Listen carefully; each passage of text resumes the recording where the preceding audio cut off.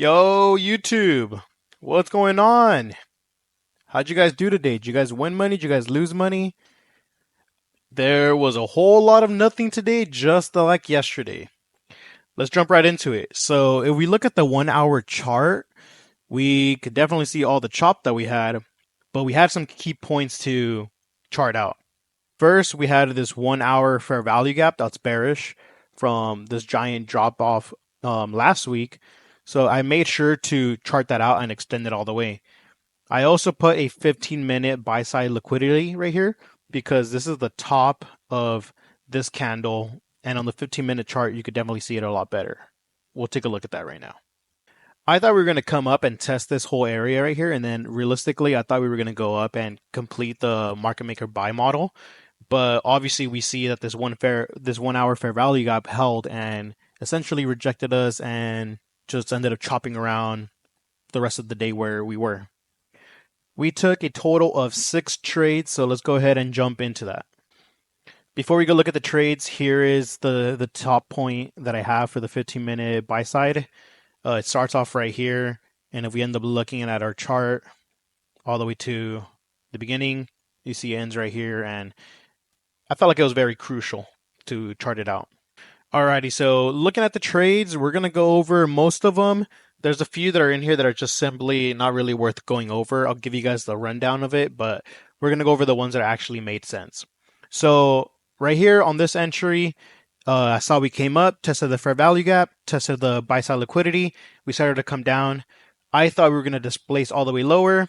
So essentially, I jumped in on the market maker shift and we came down. I was up, I want to say like close to $200, and it started retracing higher again. So I sold it. It was minus 3 points, minus $60. Wasn't too bad of a trade to begin with. Wasn't down too bad. All right, second trade. I sold on this candle. I just ended up selling at the wrong time, and I think I should have held on to it in hindsight and looking at what the market's doing. What ended up happening was I bought around this area, hoping that we would just keep on displacing lower. Same thesis as the first trade. We end up waking all the way back up, and as we're waking up, I decided to cut the trade because I did not want this candle to close above this line. I didn't wait for a candle closure, which that's my fault. But as we started coming back up, I was like, oh man, okay, we're probably going to head up. I'm just going to cut this trade and call it a loss. Between trades 1 and 2, I'm down $190 before commissions. Literally a few seconds later, for trade number 3, I get the move that I want. Or the candle goes up, comes back down, and closes below here.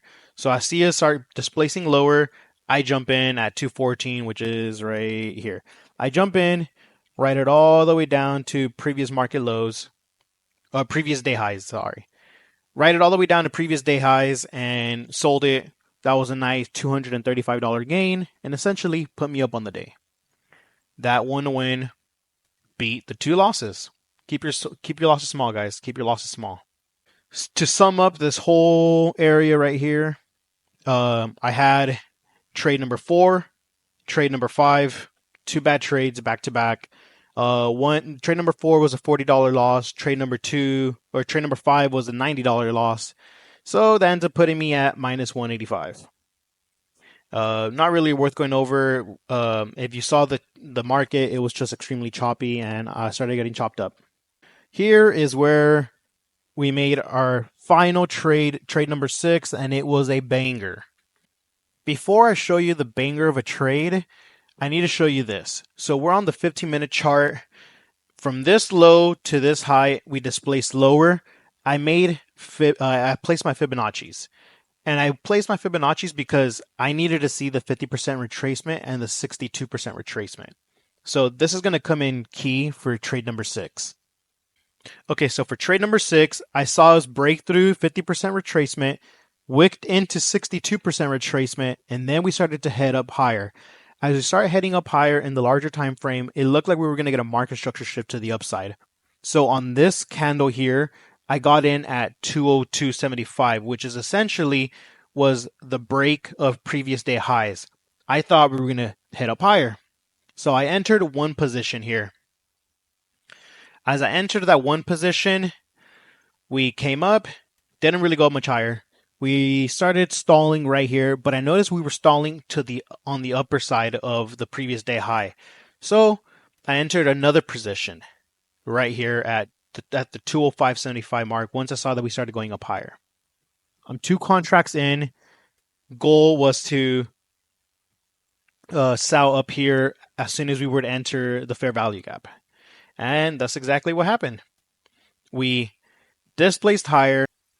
We completely ignored this little buy side that we have here. Remember, guys, time is fractal. This little high really didn't mean much to us. I know we had a bigger pool of liquidity that we were coming up to, which was the fair value gap.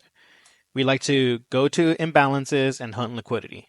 So I put my stop at the fair value gap, and what do we know? Came in, tapped it.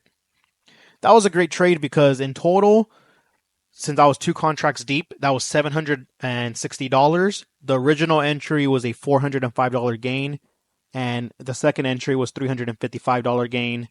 20.25 points. Second one was 17.75 points.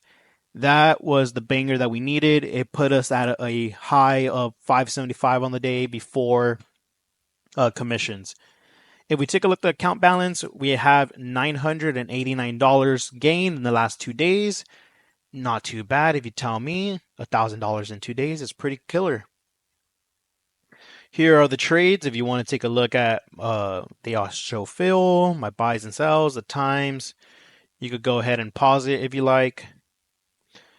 Here is my drawdown. I have no drawdown because I exited on limited orders. So I essentially exited right at the top, avoiding my drawdown to go down. Alrighty, so we take a look at the performance for today. We had a gross of 575, 2170 after on commissions, 553.30 after commissions. We have 3 winners. Technically, it's 2 winners because one was pyramided in, but they're going to count it as 3. Total number of trades, 7. Technically, it's 6. It's all right. Let's take a look at this, though. Winning trades, 42%. That should technically be less. It should be closer to 75% losing, 25% winning or so. But my winners heavily outweighed my losses, so keep that in mind. Biggest losses for today, 420. Biggest loss was 190. Tiny loss. Tiny loss. And compared to the winner, a 415 winner. Not bad. So I guess that ratio is really good, right? Here are the rest of the orders. And then take a look at this. Alrighty, but that's going to have it for today, guys. Let's go ahead and take a look at where I think we're going to be headed. Alright, possibility of what I think could happen. I still haven't checked the news, but if we have news tomorrow, we can easily wick into this, finish the market maker buy model. I would not be surprised, though, if we end up heading down here just because of how bearish these candles look. This is a 4-hour chart, remember, so this looks extremely bearish because it is showing weakness, essentially. When you see these long wicks, it shows that there was not enough buyers or sellers to put us to the area that we wanted to head to. So 1, 2, 3, 4, 5, 6 candles that are quote-unquote bearish, not strong, neutral, whatever you want to call them. We couldn't get over this area. So possibilities to head down lower to previous week lows, or we have positive news, then we could just easily head up to the 1-hour buy side that I have. I'm not going to go in tomorrow with the daily bias. I'm just going to play the price action to see exactly where we head.